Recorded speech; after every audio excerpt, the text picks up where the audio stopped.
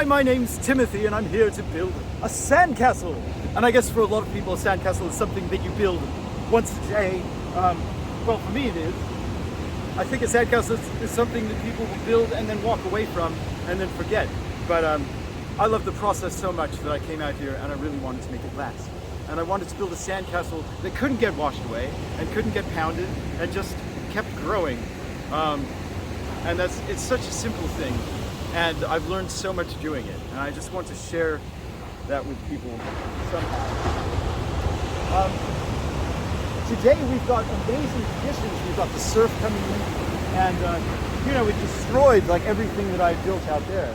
But I always try to work with natural forces, and what we really have is this amazing mountain.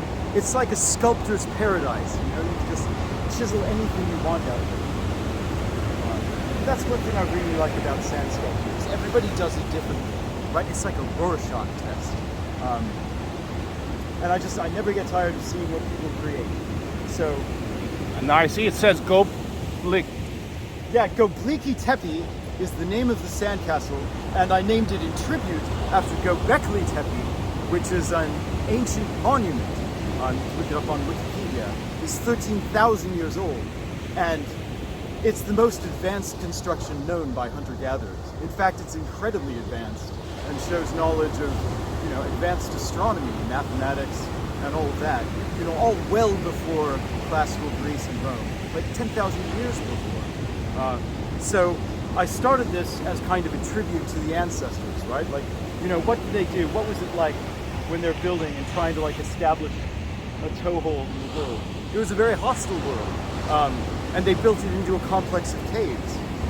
So I think there's something very deeply human and traditional about kind of fortifying and digging in. And we live our lives so itinerantly, moving around from place to place. And but I think the real human tradition is to have a homeland that you sort of dig in and fortify, and then it comes to life. My father was an animator, and he said he started animating because his drawings were trying to move. And I just think that's such a cool metaphor, because he would spend, hours at his desk drawing frame after frame. But I feel when I'm out here and I'm building this, I don't have to animate it because it's already alive. It's by the movement of my shovel that I'm cutting the geometry and I'm revealing the structure that's underneath. And that's real, and it's honoring something that's more than me. I didn't build this place. 99% of it is built by nature, but I did come in and put the swirl on top. And I think that's just such a good metaphor for what people do. We discover the world, and it's full of such works that are beyond us. We can go in and we can make that little adjustment that just makes everything beautiful. So I started this as a tribute to that, and it's kind of like an anthropological field study. We'll do the work that the ancient monument builders would do, and then you will be revealed their truths. And I did notice that being out here, you notice the winter solstice, the summer solstice, meteor showers, constellations. I'm learning all the constellations just from seeing them every day, and the planets. And you realize how this, this wasn't just all imagination. This was the real environment of ancient humans. So much changes in human history, but astronomy and nature are always the same. So, the best way to learn anything is by doing it. I do it with a friend of mine. I met this guy when he came out here after being released from prison.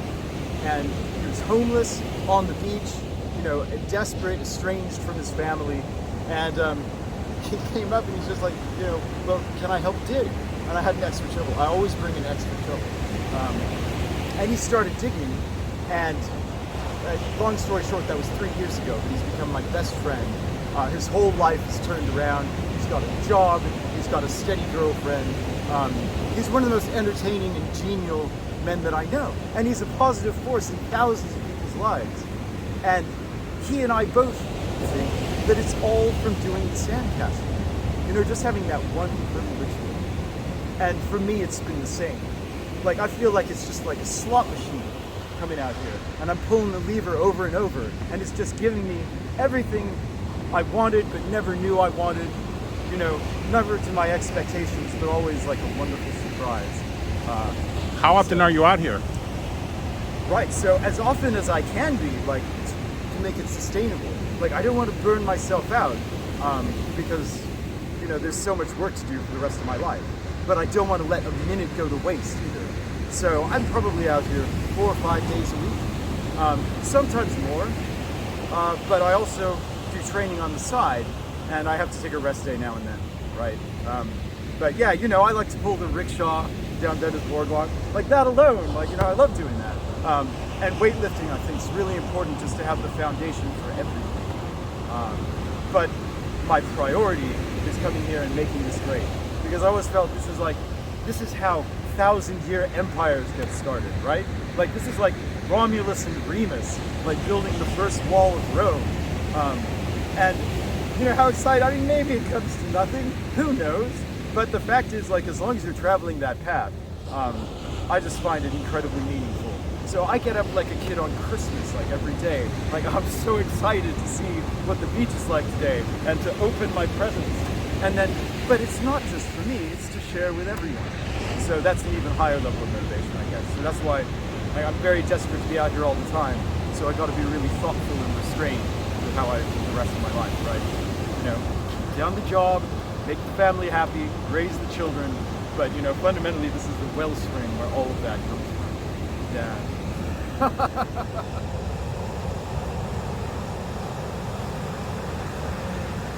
Oh, good morning, Micah. This unique opportunity.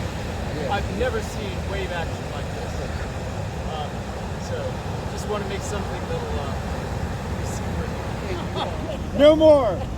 King Canute was a failure. I stopped the tides. You know the story of King Canute? No. So he's this Norwegian king, and his people thought he could do anything. He was like from God, right?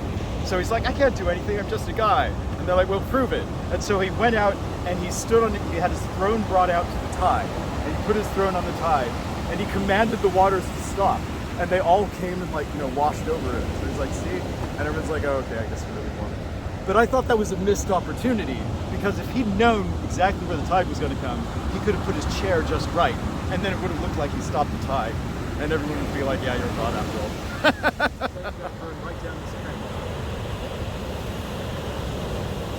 Yeah, see, that's the thing. Like, position, the sun, the weather, it's not just decorative, it actually provides the Sandcastle.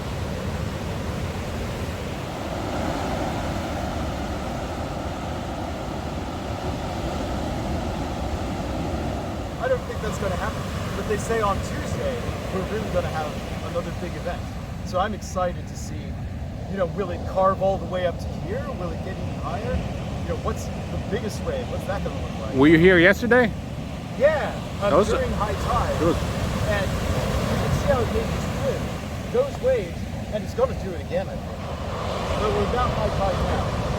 But the highest waves are coming in and just smashing the They're huge. Yeah. I've never seen anything like this. Right. Oh, down there! Yeah, watch out, it's coming to high tide. The biggest waves are on the way.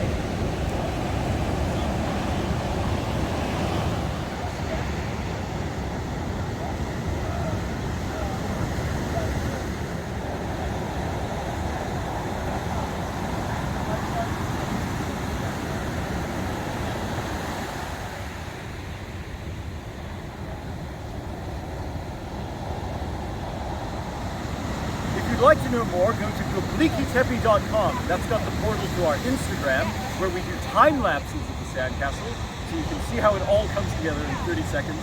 We've got YouTube with longer format widescreen videos. There's a WordPress with interesting anthropology articles. So it's all at Goblikitepe.com. But of course, I'd really like to meet you in person, and I always bring an extra shovel. So please visit me anytime at the end of Lincoln Boulevard on Venice Beach, just by Muscle Beach.